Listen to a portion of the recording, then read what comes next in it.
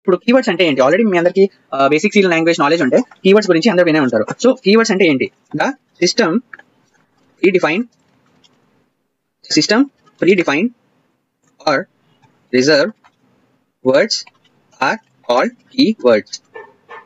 Is having certain meaning, and as a user we can't change the meaning. C comes with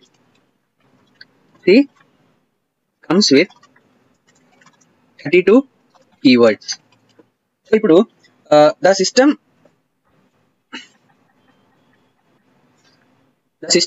predefined reserved words. System predefine reserved words అంటే ఆ 32 words అనేవి keywords అనేవి మనం create చేసినవి కాదు. So already C language అనేది create చేసినప్పుడు ఆ 32 కీవర్డ్స్ అనేవి అప్పుడులోనే ఆ 32 కీవర్డ్స్ అనేవి వాళ్ళు ఆల్రెడీ క్రియేట్ చేసేవి. సో అందుకే మనం దాన్ని ప్రీడిఫైన్డ్ ఆర్ రిజర్వ్డ్ వర్డ్స్ అంటాం. సో ఇప్పుడు మనం ప్రెసెంట్ లో ఇది క్రియేట్ చేసింది కాదు. సో ముందు నుంచే అవన్నీ సి లాంగ్వేజ్ లో క్రియేట్ అయి ఉన్నాయి. సో ఆ 32 కీవర్డ్స్ అనేవి, అందుకే దాన్ని మనం ప్రీడిఫైన్డ్ ఆర్ రిజర్వ్డ్ వర్డ్స్ అంటాం. సో అందుకే దాన్ని మనం కీవర్డ్స్ అంటాం. ఈస్ హ్యావింగ్ సర్టెన్ మీనింగ్ అనమాట.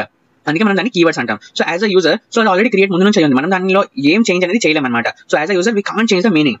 So C comes with 32 keywords తో వస్తుంది సి. సో 32 కీవర్డ్స్ లో ఏమేమి ఉంటాయంటే, లైక్ ఎగ్జాంపుల్ ఆల్రెడీ మనం సి లాంగ్వేజ్ లో చదువుతున్నప్పుడు నేర్చుకుంటున్నప్పుడు ఈ 32 కీవర్డ్స్ అనేది ఎప్పుడో ఒకసారి మనకి పరిచయం అవుతాయి అనమాట. సో మనం ఇవన్నిటితో ఇంటరాక్ట్ అవుతాం. ఈ 32 కీవర్డ్స్ అనేది ఎప్పుడో ఒకసారి ప్రతి కోడ్ లో.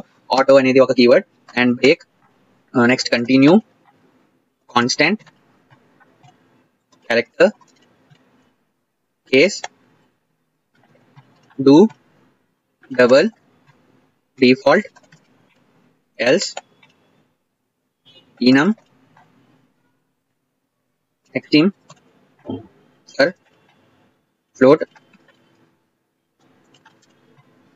go to, if, long, while, switch, register, union, structure, etcetera etcetera. So ఇక్కడ నేను కొన్ని మీకు ఎగ్జాంపుల్స్ అనేవి ఇచ్చా, కీవర్డ్స్ అనేవి. ఇంకా మన దగ్గర 32 కీవర్డ్స్ లో నేను కొన్ని చెప్పా, ఇంకా ఉన్నాయి మన దగ్గర కీవర్డ్స్ అనేవి. సో ఇవన్నీ this all are keywords. So దీన్ని మనం కీవర్డ్స్ అంటాం. Predefined or reserved words కూడా అనొచ్చు మనం. సో ఇది ఫస్ట్ టోకెన్ వచ్చి.